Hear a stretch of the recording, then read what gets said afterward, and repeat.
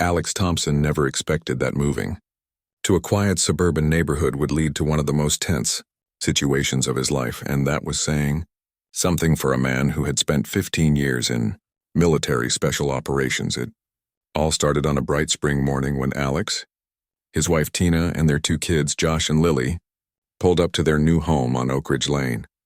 After years of moving from base to base, living in temporary housing and enduring long deployments, they had finally found what seemed like the perfect place to put down roots. "This is it," Alex said, turning off the engine of their packed SUV. "Our forever home." He squeezed Tina's hand and watched as Josh and Lily pressed their faces against the windows, taking in the two-story brick house with its well-kept yard and white picket fence. The first few weeks were everything they had hoped for. Neighbors dropped by with welcome baskets. The kids quickly made friends with other children on the block, and Alex even joined a weekly poker game with some of the guys down the street. He felt himself slowly unwinding from the constant state of alertness that had been his companion for so long. "I haven't seen you this relaxed in years," Tina commented one evening as they sat on their back patio, watching the sunset while the kids played tag in the yard. Alex nodded. "It feels good to just be a regular guy for once." What they didn't realize was that beneath the friendly surface of Oak Ridge Estates ran a current of tension, most of it centered around the Homeowners Association and its most dedicated enforcer, Doug Keller. Their first encounter happened about a month after they moved in. Alex was installing a basketball hoop above the garage when a thin man with wire-rimmed glasses and a clipboard approached. "Excuse me?" the man called out, his voice carrying a note of authority that Alex recognized immediately from his years in the service. "I'm Doug Keller, Vice President of the HOA Board." Alex climbed down from his ladder and extended his hand. "Alex Thompson. Nice to meet you." Doug ignored the outstretched hand, instead flipping through papers on his clipboard. "I need to inform you that all external modifications to property must be approved by the board before installation. That includes recreational equipment." Alex's smile faltered slightly. "Oh, I didn't know. The realtor mentioned an HOA but said it was pretty relaxed." "Well, she was mistaken," Doug replied, his thin lips barely moving. "Oak Ridge Estates maintains its property values through strict adherence to our bylaws. I'll need you to take that down until you've submitted the proper paperwork." Not wanting to start trouble in his new neighborhood, Alex agreed, though the encounter left him with an uneasy feeling. That night he dug out the HOA documents from their closing papers and read through them carefully, noting the extensive rules covering everything from grass height to the acceptable colors for front doors. "These are more complicated than some of my mission briefings," he muttered to Tina. The next day, Alex filled out the forms and submitted them to the HOA office. 2 weeks later, he received a rejection letter claiming that the basketball hoop would detract from neighborhood aesthetics. What struck Alex as odd was that several other houses in the neighborhood had similar hoops installed. When he pointed this out in an email to the HOA, he received a curt reply stating that those installations had been grandfathered in before the current rules were established. Not wanting to upset his children who had been looking forward to playing basketball in their driveway, Alex appealed the decision at the next HOA meeting. The meeting was held in the community clubhouse, a small building next to the neighborhood pool. About 20 homeowners showed up, most looking bored or scrolling through their phones. Doug Keller sat at the front table alongside the HOA president, a friendly-looking older woman named Pat, and 3 other board members. When it came time for Alex to present his case, he stood up and respectfully explained his request, noting that the hoop was the same model and color as others in the neighborhood. "My kids are adjusting to a new school and new friends," Alex explained. "Having activities at home would really help them feel settled." Several neighbors nodded in agreement and Pat seemed sympathetic. But before she could respond, Doug cut in. "Rules are rules, Mr. Thompson. If we make an exception for you, we'd have to make exceptions for everyone. The board has already voted on this matter." The other board members shifted uncomfortably, and Pat gave Doug a look that suggested this wasn't entirely accurate. Nevertheless, the decision stood, and Alex left the meeting feeling frustrated but determined to follow the proper channels. Over the next few months, a pattern emerged. The Thompsons would receive violation notices for issues that seemed to be overlooked at other homes, their trash cans left out a few hours too long, wind chimes hanging from their back porch, a small vegetable garden in their backyard. Each time, the notices were signed by Doug Keller. "This is getting ridiculous," Tina said one evening, holding up the latest notice that claimed their garden hose was improperly stored because it was visible from the street. "The Hendersons across the street have 3 rusted cars in their driveway, but our garden hose is the problem." Alex frowned, looking out the window to where Josh and Lily were playing quietly, a far cry from their usual energetic selves. The constant feeling of being watched and judged was affecting all of them. "I think it's time I had another talk with the board," Alex said. "Not just about the notices, but about the selective enforcement." The following week, Alex gathered evidence, taking photos of similar violations throughout the neighborhood that had gone unaddressed. He created a presentation and requested time at the next board meeting. When the day came, he presented his findings calmly and professionally, the way he'd been trained to brief superior officers. "As you can see," Alex concluded, showing a slide with a chart of violations, "our family has received 14 notices in 3 months, while similar situations at other properties have received none. I'm simply asking for fair and consistent enforcement of the rules." The room was silent when he finished. Several homeowners were nodding, and even some board members looked troubled by the evidence. Pat cleared her throat. "Thank you for bringing this to our attention, Mr. Thompson. The board will discuss this matter and—" "This is outrageous," Doug interrupted, his face flushed. "You're new here, Thompson. You don't understand how things work. Some residents have earned certain considerations through years of service to the community." The room erupted in murmurs, and Pat quickly called for order. "That is not HOA policy, Doug," she said firmly. "The rules apply equally to all homeowners." The meeting ended with the board agreeing to review their enforcement practices, but the damage was done. Doug Keller had been publicly challenged and embarrassed, and the look he gave Alex as everyone filed out of the clubhouse was filled with undisguised hostility. In the weeks that followed, the official notices stopped, but Alex noticed Doug's car driving by their house multiple times a day. Twice he spotted the man taking pictures of their property from the street. "I think we need to be careful," Alex told Tina after finding their mailbox tampered with. "I've seen this kind of behavior before in people who feel like their authority has been questioned. It rarely ends well." Drawing on his military training, Alex installed security cameras around their property. Nothing obvious, just small devices that would record any unusual activity. He also began documenting every interaction with Doug and the HOA, saving emails and recording phone calls, with proper notification, of course. One evening, as Alex was helping Josh with his homework, Tina called him to the front window. Outside, Doug Keller was standing at the edge of their property, writing something in his ever-present notebook. "That's the 3rd time today," Tina whispered. "The kids are starting to get scared. Lily asked me if we were in trouble." Alex felt a familiar tension building in his chest, the same feeling he'd had before dangerous operations. But this wasn't a battlefield. This was supposed to be their home, their safe place. "I'll handle it," he said quietly, giving Tina a reassuring squeeze on the shoulder before heading outside. As he approached Doug, Alex kept his posture relaxed and non-threatening, hands visible at his sides, techniques he'd used countless times when dealing with potentially volatile situations. "Evening, Doug," he said casually. "Something I can help you with?"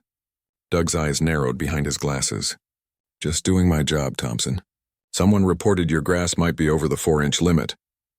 Alex glanced at his freshly mowed lawn, then back at Doug. "We both know that's not true. What's this really about?" For a moment, something dark flickered across Doug's face before his expression settled back into its usual mask of officiousness. "You made a mistake challenging me at that me?" "Eating. I've been on the board for 12 years. People here respect me." "Respect is earned through fairness, not fear," Alex replied evenly. "My family just wants to live in peace like everyone else." Doug took a step closer, lowering his voice. "You military types always think you're so special, that the rules don't apply to you. Well, this is my territory, and I know ways to make your life very uncomfortable." The threat hung in the air between them. Alex had faced down-armed insurgents with less malice in their eyes than what he now saw in Doug's. In that moment, he knew this was more than just a neighborhood dispute over basketball hoops and garden hoses. For whatever reason, Doug Keller had made their family his target, and the situation was rapidly moving beyond simple HOA politics. As the sun set over Oak Ridge Estates that evening, Alex Thompson realized that the peace he had sought for his family was going to require more than just filling out the right forms or following the rules. The skills he had hoped to leave behind in his military career, vigilance, tactical thinking, threat assessment, were about to become necessary in the place he least expected, a quiet suburban neighborhood with well-manicured lawns and a very dangerous man hiding behind a clipboard and a rulebook. The morning after his confrontation with Doug Keller, Alex woke before sunrise, a habit from his military days he'd never quite shaken. He sat at the kitchen table with a cup of coffee, watching the neighborhood slowly come to life as he considered his next steps. "You're up early," Tina said, wrapping her robe around herself as she joined him. "Couldn't sleep?" Alex shook his head. "Something about that guy isn't right. It's more than just being power-hungry or strict about rules." Tina poured herself some coffee and sat beside him. "What are you thinking?" "I'm thinking we need to be prepared," Alex replied, his voice steady. "Not paranoid, just aware." Later that day, Alex purchased additional security cameras, positioning them strategically around their property, covering not just their house but also giving a view of the street and neighboring properties.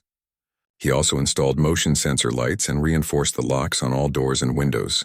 These were precautions he'd always meant to take, but Doug's thinly veiled threats had moved them up the priority list. "Isn't this a bit much?" Tina asked as she watched Alex testing the new security system on his phone. "Better to have it and not need it," he replied, showing her how to access the camera feeds and alert system. "Besides, it's not just about Doug. It's good home security in general." For the next 2 weeks, life in the Thompson household settled into an uneasy routine. The kids went to school, Tina worked from her home office, and Alex continued his job search, having recently left the military with hopes of starting a security consulting business. On the surface, everything seemed normal, but Alex noticed the neighbors had begun to divide into two camps: those who smiled and waved when they passed by, and those who averted their eyes, clearly having heard about the growing tension with the HOA board. Then one Tuesday afternoon, Josh and Lily came running into the house, faces flushed and eyes wide. "Dad, Dad," Josh called out, his voice cracking with emotion. "Someone broke our bikes." Alex followed the children to the garage where they kept their bicycles. Both bikes lay on their sides, tires slashed, spokes broken, and seats cut open. But what made Alex's blood run cold was the note taped to Josh's handlebars. "Compliance ensures safety." Tina gasped when she saw the damage. Who would do this to children's bikes? This is sick. Alex's jaw tightened as he checked the security footage on his phone. The cameras showed a figure in a hoodie entering their garage early that morning while they were all inside having breakfast. The person's face was hidden, but Alex recognized the distinctive gait, the same slight limp he'd noticed when Doug Keller walked away from their confrontation. "I can't prove it was him," Alex said quietly to Tina after sending the kids inside with promises of new bikes. "But I know it was." "We should call the police," Tina insisted. Alex nodded. "We will. But first I want to see what the cameras picked up over the past few days. This might not be the first time he's been on our property." A review of the footage confirmed Alex's suspicions. On 3 separate occasions, Doug had been recorded walking past their house, stopping to take photos, and once, attempting to peer through their living room window when he thought no one was home. The police officer who responded to their vandalism report viewed the footage with concern. "This is definitely harassment," Officer Reynolds said, making notes in her report. "But without clear footage of the actual vandalism, it's going to be hard to prove who did it." "What about the pattern of behavior?" Alex asked, showing her the additional footage. The officer nodded. "It helps establish a history. I'll file a report and speak to this Keller person. In the meantime, I recommend keeping detailed records of any further incidents." After Officer Reynolds left, Alex and Tina sat down with the kids to explain the situation in terms they could understand. "Sometimes grown-ups don't behave the way they should," Alex explained gently. "Mr. Keller from down the street is upset with Dad about some neighborhood rules, and he's not being very nice about it." "Is that why he broke our bikes?" Lily asked, her lower lip trembling. Alex exchanged a look with Tina. "We don't know for sure who broke your bikes, sweetheart. But we're going to find out, and we're going to make sure it doesn't happen again." That night, after the children were asleep, Alex and Tina discussed their options. "Maybe we should think about moving." Tina suggested, though her tone made it clear she hated the idea. The kids are scared and this is getting out of hand. Alex shook his head. We can't let someone bully us out of our home. Besides, we put nearly everything we had into this place. Selling now would be a financial disaster. So what do? Tina asked, worry lines creasing her forehead. We document everything. We stay vigilant, and we follow the rules to the letter so he has nothing legitimate to complain about. Alex replied. Meanwhile, I'm going to learn everything I can about Doug Keller. The next day, Alex began his research. He started with public records, discovering that Doug had lived in Oak Ridge Estates for 15 years and had been on the HOA board for 12. He'd been vice president for the last 8 years, having run unopposed in every election. Further digging revealed that Doug had worked as a mid-level manager at an insurance company until 3 years ago, when he'd taken early retirement after what online business profiles vaguely described as a workplace incident. More concerning was what Alex found on social media. Doug belonged to several online groups focused on neighborhood watches and community policing, but his comments in these forums revealed a man obsessed with authority and control, often advocating extreme measures for minor infractions. This guy sees himself as some kind of neighborhood sheriff, Alex told Tina as they reviewed his findings. And from what I can tell, most people just stay out of his way because it's easier than confronting him. A week after the bike incident, the monthly HOA meeting was scheduled. Despite the tension, Alex and Tina decided to attend, bringing with them a folder of evidence, photos of the vandalized bikes, printouts of the threatening note, and stills from their security footage showing Doug's repeated presence around their property. The meeting was held in the community clubhouse as usual, but this time the room was packed. Word had spread about the conflict between the Thompsons and Doug Keller, and residents were curious to see what would happen next. Pat, the HOA president, called the meeting to order with a strained smile. Before we begin with regular business, I understand the Thompsons have a matter they'd like to address. Alex stood, folder in hand, and walked to the front of the room. He could feel Doug's eyes burning into him from his seat at the board table. Thank you, Pat. Alex began, his voice calm and measured. 2 weeks ago, someone vandalized my children's bicycles in our garage and left a threatening note. While I can't prove who did it, I have evidence of a pattern of harassment that I believe is connected. He laid out the evidence methodically, showing the photos and footage without directly accusing Doug. Several gasps echoed through the room as neighbors saw the damage to the children's bikes and the threatening note. My family moved here, looking for community and peace, Alex continued. Instead, we've been subjected to selective rule enforcement and now intimidation. I've filed a police report, but I'm bringing this to the board because I believe this behavior goes against the spirit and purpose of our HOA. When Alex finished, the room erupted in murmurs. Pat looked troubled as she turned to Doug. Do you have anything to say about this, Doug? Doug stood slowly, adjusting his glasses with a steady hand. These are serious accusations without proof. Yes, I enforce the rules, but that's my job as a board member. As for these incidents, perhaps the Thompsons should consider that when you make enemies, consequences follow. The room fell silent at the thinly veiled threat. Pat's mouth dropped open in shock and several board members shifted uncomfortably. Are you admitting to vandalizing children's property? Pat asked, her voice sharp with disbelief. Doug's face flushed red. Of course not. I'm simply pointing out that actions have consequences. The Thompsons came in here trying to change our established ways, questioning my authority. This isn't about authority, Doug, another board member interrupted. This is about fairness and decency. The meeting dissolved into heated discussion, with several homeowners standing up to share their own stories of run-ins with Doug. It seemed the Thompsons weren't the only ones who had faced his particular brand of enforcement. By the meeting's end, 2 significant changes had been proposed and approved. First, a review of all HOA enforcement actions over the past year to identify any patterns of selective treatment. And second, the creation of an oversight committee to ensure rules were applied fairly going forward. Doug sat stone-faced through the votes, and when Pat adjourned the meeting, he gathered his papers with jerky, angry movements and stormed toward the exit. As he passed Alex, he leaned in close. You think you've won something here, don't you? Military man playing neighborhood hero, he hissed, too quiet for others to hear. This isn't over. Not even close. Before Alex could respond, Doug pushed past him and out the door, slamming it behind him with enough force to rattle the windows. Several neighbors approached Alex and Tina afterward, offering support and sharing contact information in case they needed witnesses for their police report. It should have felt like a victory, but as they walked home in the gathering dusk, Alex couldn't shake the feeling that they'd just crossed a dangerous line. "He's not going to stop, is he?" Tina asked, voicing what they were both thinking.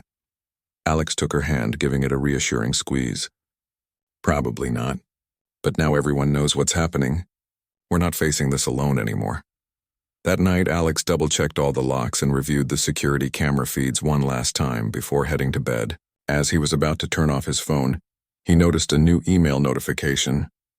The message had no subject line and came from an anonymous address.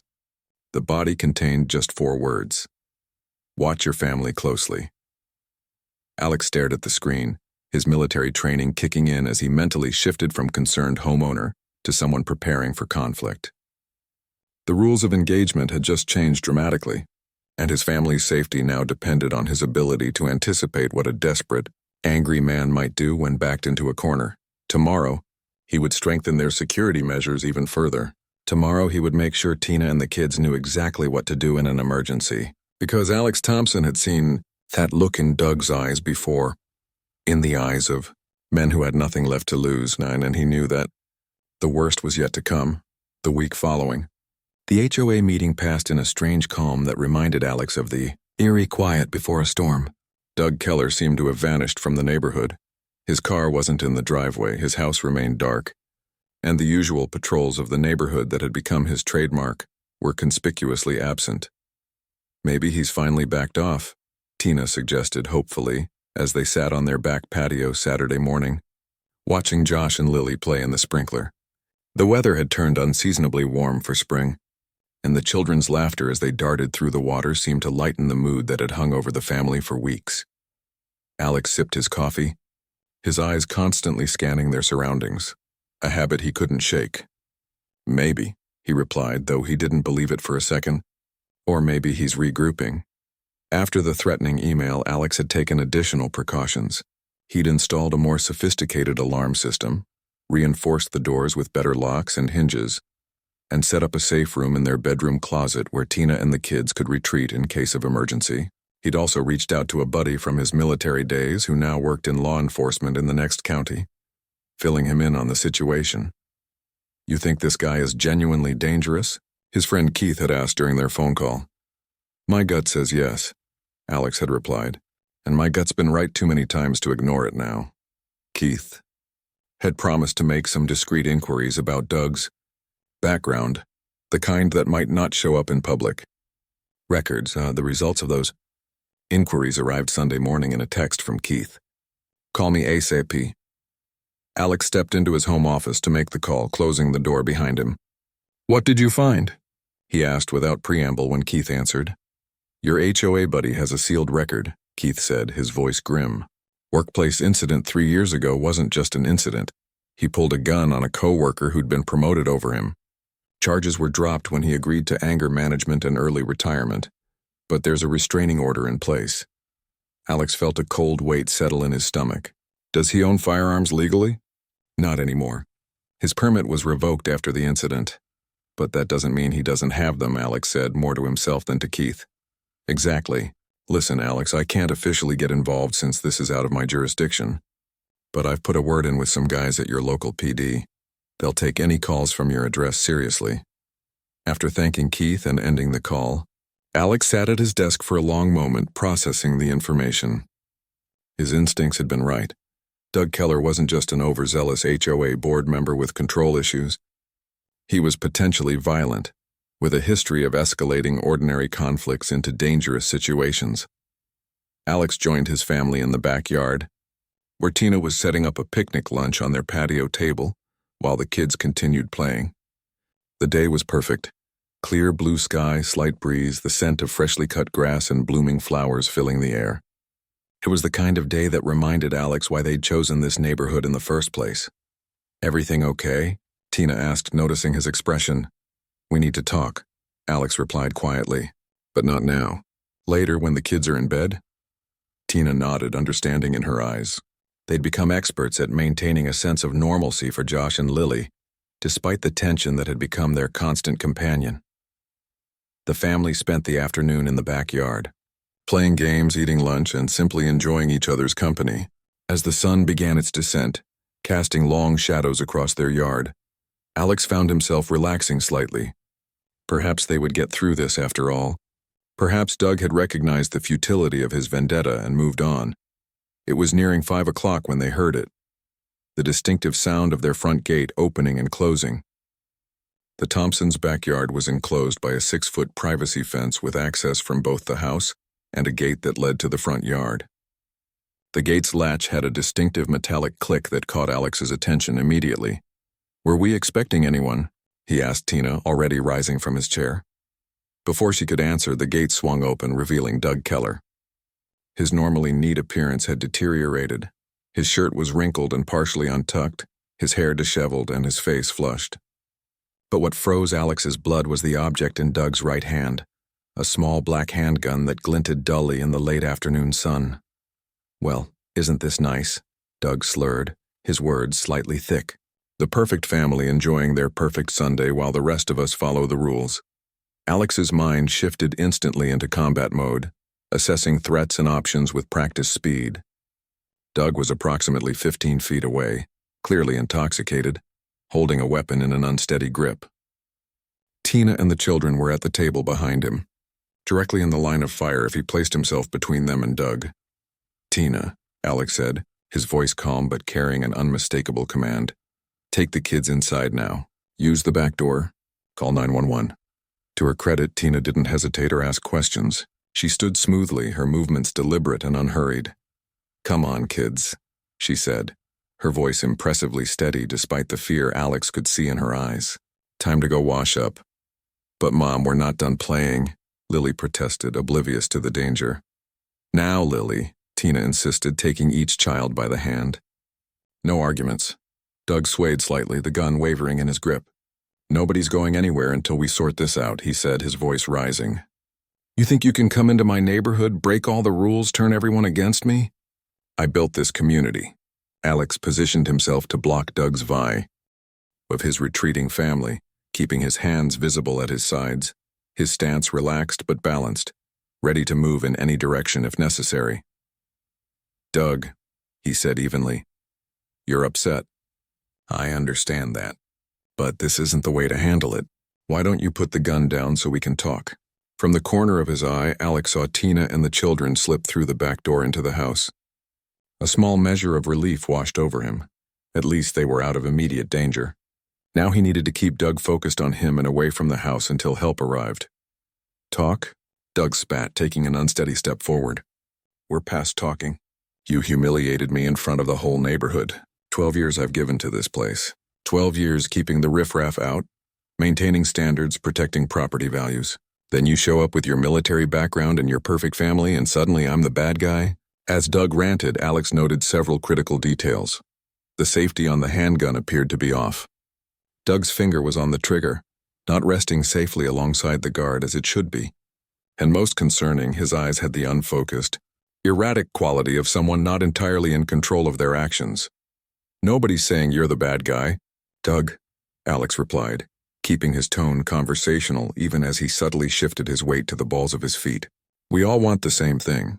A safe, well-maintained neighborhood. We just had a disagreement about how to get there." Doug laughed, a harsh sound devoid of humor. "A disagreement? Is that what you call it when you destroy someone's reputation? When you turn their neighbors against them? When you take away the one thing that gives their life meaning?"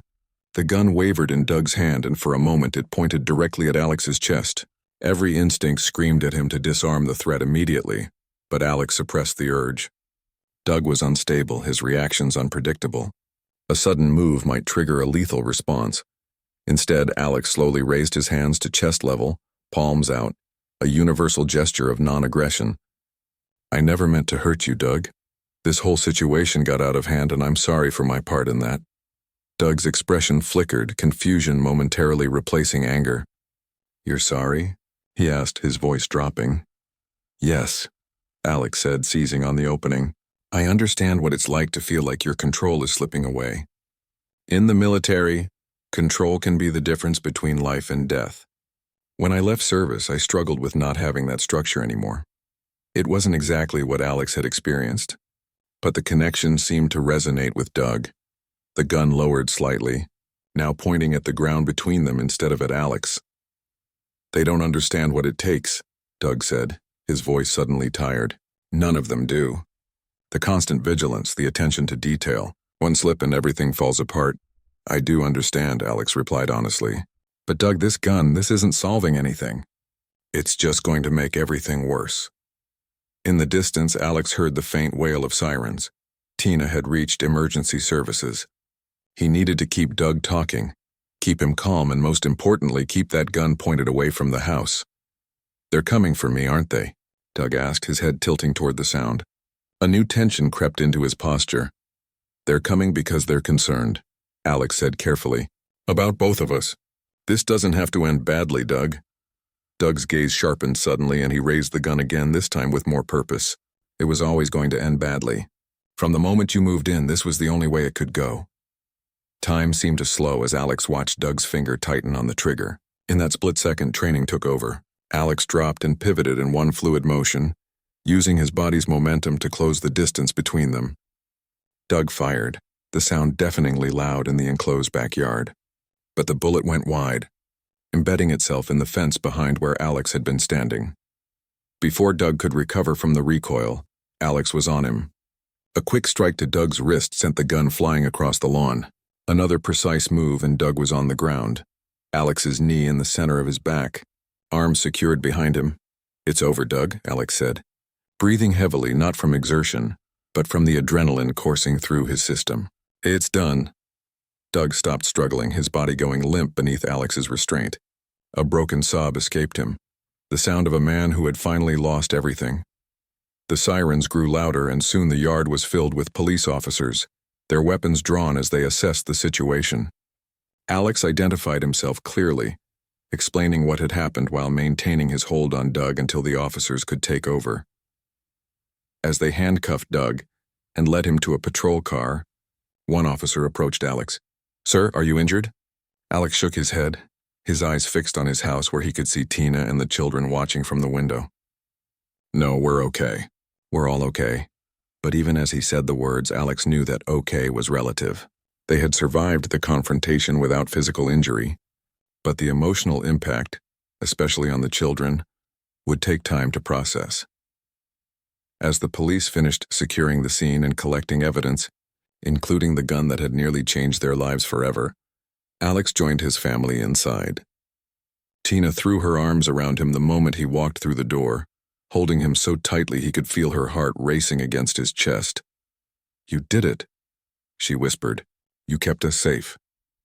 Over her shoulder, Alex saw Josh and Lily watching with wide, uncertain eyes. He gently disengaged from Tina's embrace and knelt before his children. "Is the bad man gone?" Lily asked in a small voice. Alex nodded, gathering both children into his arms. "Yes, sweetheart. He's gone and he won't be coming back. We're safe now." As he held his family, Alex felt the last of the combat clarity draining away, leaving behind a profound gratitude that his training had been there when he needed it most. What should have been a peaceful Sunday in suburbia had turned into a life-or-death confrontation, but they had survived, together. Outside, the last police car pulled away, taking Doug Keller to face consequences that had been years in the making. The neighborhood would recover, wounds would heal, and eventually, this day would become a story they told, about the time an HOA dispute went too far, and a family's resilience pulled them through. The night after the confrontation felt impossibly long.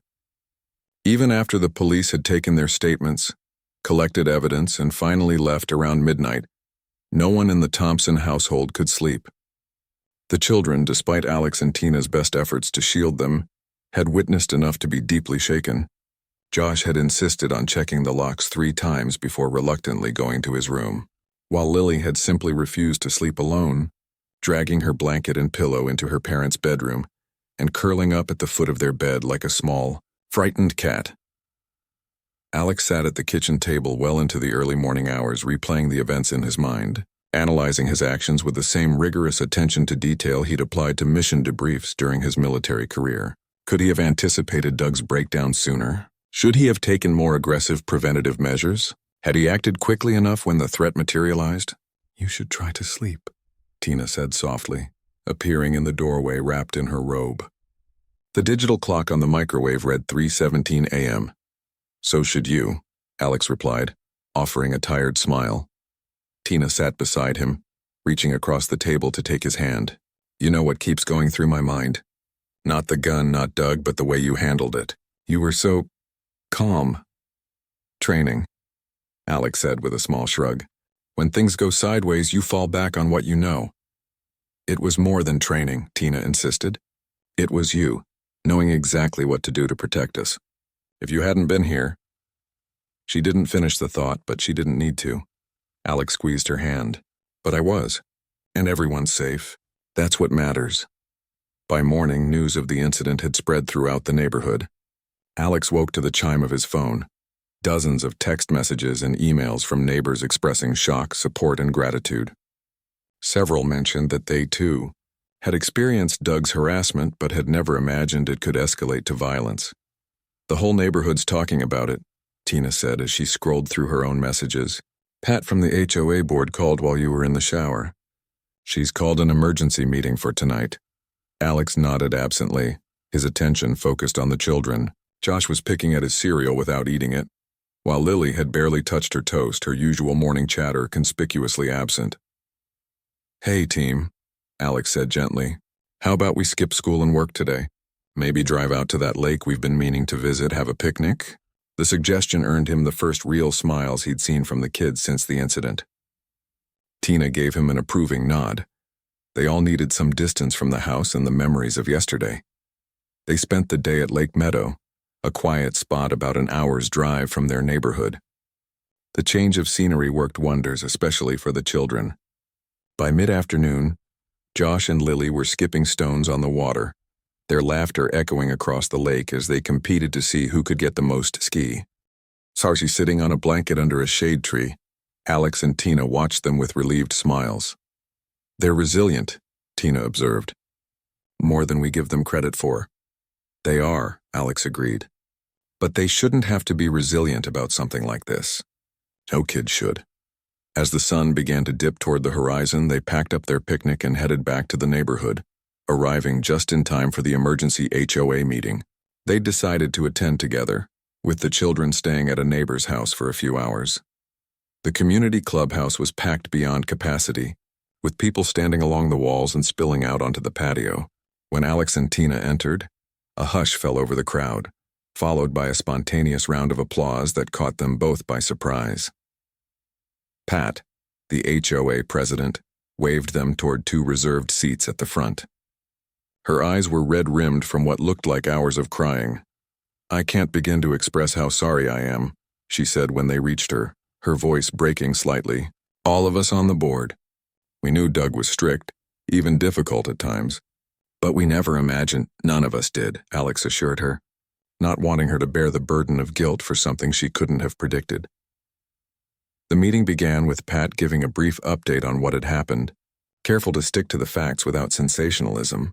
Doug Keller had been arrested and charged with multiple offenses: aggravated assault with a deadly weapon, illegal possession of a firearm, trespassing, and making terrorist threats. He was being held without bail pending psychological evaluation. The police have asked me to convey that they believe this was an isolated incident, Pat concluded. They don't think any other residents are at risk. A hand shot up from the middle of the room. But how can we be sure? Doug had access to all our personal information through the HOA records. What if he's been harboring grudges against others, too? The question sent a ripple of unease through the crowd. Alex could see fear taking hold.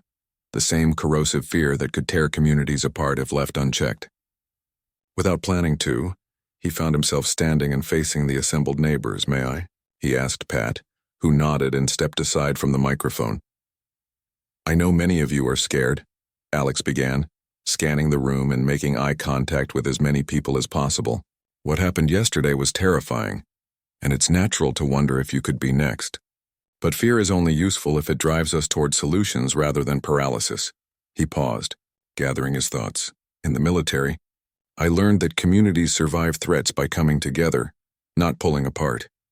Doug Keller was able to intimidate and control this neighborhood because many of us, myself included, didn't truly know our neighbors. We lived side by side but didn't connect. That stops today. Alex went on to propose several concrete steps: a neighborhood watch program with rotating volunteers, regular community events to strengthen connections between families, a revision of HOA procedures to require multiple board members to review complaints before action could be taken, and a simple buddy system to check on vulnerable residents daily. Most importantly, Alex concluded, we need to look out for each other, not just for security, but because that's what neighbors should do. My family moved here looking for community. Yesterday showed us the worst that can happen when community breaks down. Today, let's show each other the best of what it can be. The response was immediate and overwhelming. Volunteers signing up for watch rotations, offers to host gatherings, suggestions for improving security throughout the neighborhood. What had begun as a meeting driven by fear transformed into something resembling a community planning session, with a sense of shared purpose emerging from the chaos. As the meeting wound down, a middle-aged woman Alex recognized from down the street approached him and Tina. I've lived here for 20 years, she said, her eyes bright with unshed tears, and I've never felt like we were truly neighbors until tonight. Thank you for not just protecting your family, but for showing us how to protect each other. On the walk home, with Josh and Lily running ahead after being picked up from the neighbor's house, Alex felt a subtle shift in the atmosphere of the neighborhood. Porch lights that had rarely been turned on now illuminated the sidewalks. Neighbors who had previously hurried from cars to doors with barely a nod of acknowledgement now stood in clusters, talking animatedly. Several waved or called out greetings as the Thompsons passed. You did this, Tina said, slipping her hand into his. You turned something terrible into something good. Alex shook his head. We all did. Sometimes people just need permission to care about each other. At home, the evening routine felt almost normal. Dinner, baths for the kids, story time before bed. But when Alex went to tuck Lily in, she grabbed his hand with surprising strength. Daddy, she said, her voice small but determined, are you going to teach us what to do if a bad person comes again? Like how you knew what to do yesterday. The question hit Alex like a physical blow. His first instinct was to reassure her that nothing like that would ever happen again. The standard parent response designed to preserve childhood innocence. But looking into his daughter's eyes, he saw not just fear but a genuine desire to feel empowered rather than helpless. Yes, sweetheart, he said after a moment. Not because I think anything bad will happen, but because knowing what to do makes the scary things less scary. Just like knowing how to swim makes the deep end of the pool less frightening. Lily nodded, satisfied with the answer. Can we start tomorrow? We can start tomorrow, Alex promised, kissing her forehead. Now get some sleep. Later, as Alex and Tina prepared for bed themselves, his phone chimed with a text message from Keith, his law enforcement friend, who had warned him about Doug. Saw the report. You okay? Family okay? Alex texted back, we're good, all safe. Thanks for the heads up, it made a difference. Keith's response came quickly. That's what brothers do. BTW, Chief of Police there wants to talk to you. Something about a community safety program. Gave him your number. As Alex plugged in his phone to charge overnight, he reflected on how quickly life could change. How a suburban dad could go from worrying about HOA violations to disarming an armed intruder in his backyard. How a fragmented neighborhood could transform into a community overnight. How the very skills he'd hoped to leave behind in his military career had become the foundation for a new mission here at home. What are you thinking about? Tina asked, climbing into bed beside him. That maybe everything that happened before, all the training, all the deployments, maybe it was preparing me for yesterday, for being here in this place when it mattered most. Tina rested her head on his shoulder. I've always believed things happen for a reason. Maybe this is where you were meant to use your skills all along, not just to protect our family, but to help build something better for everyone. As they drifted toward sleep, the house quieter and more peaceful than it had been in weeks, Alex knew that tomorrow would bring new challenges. There would be follow-up police interviews, concerned calls from family members who heard the news, and the difficult task of helping the children process what they'd experienced. There would be the HOA to rebuild, trust to restore throughout the neighborhood, and the lingering effects of trauma to address. But for the first time since moving to Oak Ridge Estates, Alex felt they were truly home. Not just in the house they'd purchased, but in a community that was finally becoming what they'd hoped for all along. A place where neighbors looked out for each other, where differences were respected, and where his family could put down roots that would hold strong even when storms came. And storms always came, but with the right preparation, the right community, and the right response, you could weather them together and emerge stronger on the other side. 6 months had passed since the day Doug Keller showed up in their backyard with a gun. The seasons had changed, summer had come and gone, and now the trees in Oak Ridge Estates were painted in the brilliant reds and golds of autumn. Alex stood at the kitchen window, coffee in hand, watching as Josh and Lily waited at the end of their driveway for the school bus, something they'd been doing on their own for the past month, a small but significant sign of returning normalcy. "They look good," Tina said, joining him at the window. Happy, Alex nodded.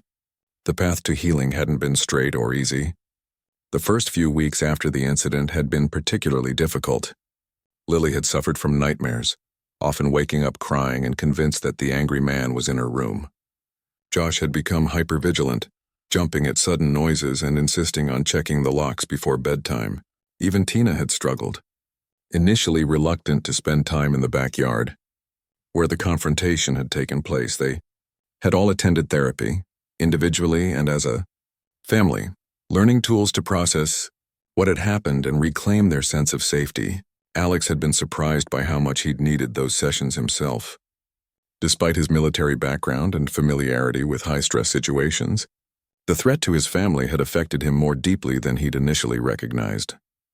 The school counselor says Josh hasn't mentioned the incident in their check-ins for 3 weeks now, Tina continued, squeezing Alex's arm, and Lily went to her first sleepover last weekend.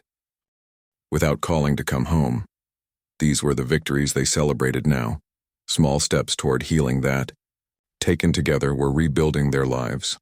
Outside, the school bus pulled up and the children climbed aboard with waves to Mr. Chen from across the street, who was walking his dog.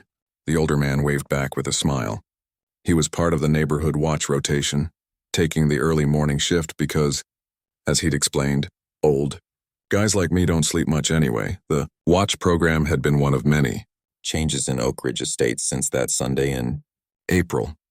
What had begun as an emergency response to fear had evolved into something more meaningful, a genuine community where people knew each other's names, celebrated together, and looked out for one another. "Don't forget, we've got the neighborhood council meeting tonight," Tina reminded him as she gathered her things for work. She'd recently been elected as the council's secretary, taking minutes and coordinating communications. "And the Hendersons are bringing that apple pie you love." The HOA had been completely restructured in the wake of the incident, transforming from a rules enforcement body into a neighborhood council focused on community building and collaborative problem solving. The old rule book, hundreds of pages of restrictions and penalties, had been replaced with a simple 10-page document emphasizing shared values and mutual respect. "I'll be there," Alex promised. "Just need to finish up the presentation for the police academy first." That had been an unexpected development. 3 months after the incident, the chief of police had approached Alex about sharing his experience and insights with new officers in training. What began as a one-time talk had evolved into a regular gig as a civilian consultant, teaching conflict de-escalation techniques and community policing strategies. Alex's phone buzzed with a text message. It was from Keith, his law enforcement friend who had warned him about Doug. "Hearing scheduled for next Thursday. Prosecutor wants to know if you'll be there." The legal process had moved forward at its own deliberate pace. Doug had been held for psychological evaluation, diagnosed with several mental health conditions, and was now awaiting final disposition of his case. The prosecutor believed he would likely be sentenced to a combination of jail time and mandated treatment. Alex typed back, "We'll be there." He and Tina had discussed it at length and decided that seeing the legal process through to its conclusion was an important part of their healing journey. After Tina left for work, Alex moved to his home office to finish the presentation. What had once been a spare bedroom cluttered with moving boxes was now a functioning workspace for his growing security consulting business. The irony wasn't lost on him. The very incident that had threatened his family's safety had ultimately launched his post-military career. The business had started almost accidentally, After Alex's speech at the emergency HOA meeting, several neighbors had approached him about home security assessments. Word spread beyond their neighborhood, and soon Alex was fielding requests from families throughout the city. 6 months later, Thompson Security Consulting had 3 employees and contracts with 2 local businesses. Around noon, Alex took a break and walked down to the community mailbox station. The fall air was crisp and the neighborhood hummed with quiet activity. A landscaping crew working on one lawn, a delivery driver dropping off packages, a group of older residents power walking together along the sidewalk. Mrs. Patel, a retired teacher who lived 2 doors down, waved as she tended her front garden. "Beautiful day, isn't it?" she called. "Are you and Tina still coming to the Diwali celebration next weekend? My grandson is visiting from college, and he'd love to hear more about your military experiences." "Wouldn't miss it," Alex replied with a genuine smile. Before the incident, he'd known only a handful of neighbors by name. Now he couldn't walk to the mailbox without several friendly exchanges. At the mailbox, he found an envelope from the city council among the usual bills and advertisements. Inside was an official invitation to speak at the upcoming public safety town hall about community-based approaches to neighborhood security. Alex tucked it into his pocket with a sense of quiet satisfaction. His experiences were helping others beyond just his family and immediate neighborhood, creating ripples that might prevent similar situations elsewhere. As he walked back home, Alex passed the house that had once belonged to Doug Keller. It had stood empty for months after the incident, a silent reminder of what had happened. But last month it had finally sold to a young couple with a baby on the way. Alex and several other neighbors had helped them move in, bringing food and welcome baskets, a new neighborhood tradition for all newcomers. The afternoon flew by as Alex finalized his presentation and handled calls from clients. Before he knew it, it was time to meet the children at the bus stop. As he walked down the driveway, he noticed Josh and Lily already trudging up the street, backpacks bouncing with each step. "Dad," Lily called out, breaking into a run when she spotted him. Even at 8 years old, she still greeted him with the same enthusiasm every day, as if they'd been separated for weeks instead of hours. Josh, nearly 12 now and increasingly conscious of his image, offered a more restrained fist bump, though his smile was just as bright. "Coach says I can start at point guard in Friday's game," he announced proudly. "You and Mom are coming, right?" "Front row, buddy." "Wouldn't miss it," Alex assured him, feeling a surge of gratitude that his son's concerns had returned to normal things like basketball games and school assignments. They walked together toward the house, the children chattering about their day, a math test Josh was sure he'd aced, the class pet hamster that had escaped during Lily's science period, the upcoming Halloween carnival at school.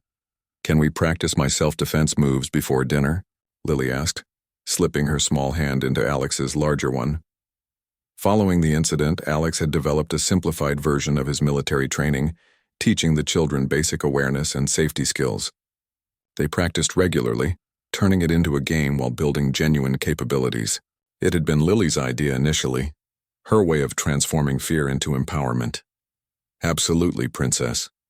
Let me see if you remember the exit strategy from last time."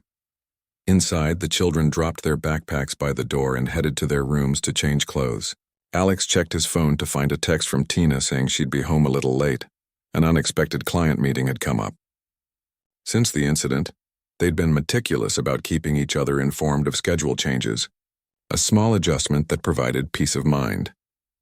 After practicing safety drills with Lily, Alex helped the children with homework and started dinner preparation.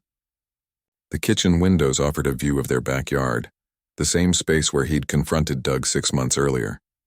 They'd made changes there too, replanting flowers, adding a small vegetable garden, installing a basketball hoop that the neighborhood kids often used. They'd reclaimed the space, refusing to let one terrible day define it. By the time Tina arrived home, the smell of lasagna filled the house, and the kitchen table was set for dinner. The normalcy of the scene, Alex stirring sauce while the kids bickered good-naturedly over whose turn it was to feed their new puppy. Rocky struck him as nothing short of miraculous given where they'd been half a year ago. "Something smells amazing," Tina said, kissing him hello before greeting the children. Dinner was filled with conversation and laughter, plans for the weekend, and debates about what movie to watch for their Friday night tradition. These ordinary moments, Alex realized, were the real victory. The ability to be present without fear, to enjoy the simple pleasure of family time without looking over their shoulders.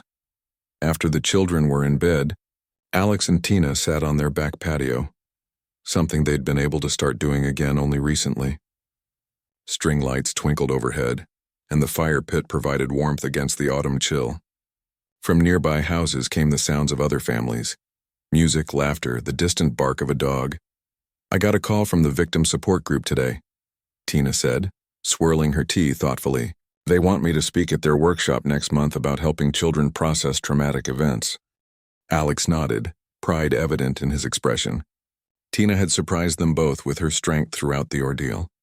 Where he'd contributed tactical skills, she'd provided emotional wisdom, particularly in helping the children find healthy ways to express their feelings. "You should do it," he said. "You've got a lot to offer other families going through similar things." They sat in comfortable silence for a while, listening to the neighborhood sounds. "Sometimes I think about where we'd be if it hadn't happened," Tina mused. "Is it strange that despite everything, the fear, the therapy, the nightmares, I think we might actually be stronger for it? Not just our family, but the whole neighborhood." Alex considered the question carefully. "I don't think it's strange.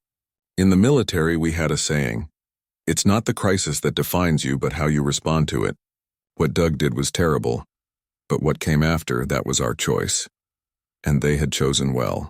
Instead of moving away, they'd stayed and helped rebuild. Instead of isolation, they'd created connection. Instead of letting fear rule their lives, they'd transformed it into purpose." Later that night, as they prepared for bed, Alex paused at the window overlooking the neighborhood. Porch lights glowed on every street, a constellation of small beacons representing homes where people now knew each other, looked out for each other, and had created something meaningful from the aftermath of fear. 6 months ago, an HOA dispute had escalated into a moment of terror that could have ended in tragedy. Instead, it had become the catalyst for transformation, not just for the Thompson family, but for an entire community. The night Doug Keller had appeared in their backyard with a gun, Alex had relied on his military training to protect his family. But the greater victory had come in the days, weeks, and months that followed, as they'd all discovered strengths they never knew they had. As Alex turned away from the window, he caught sight of a family photo taken at the neighborhood picnic last month. All 4 of them smiling, surrounded by neighbors who had become friends. It was more than just a happy moment captured in time. It was evidence of resilience, of healing, and of the home they had finally, truly built together.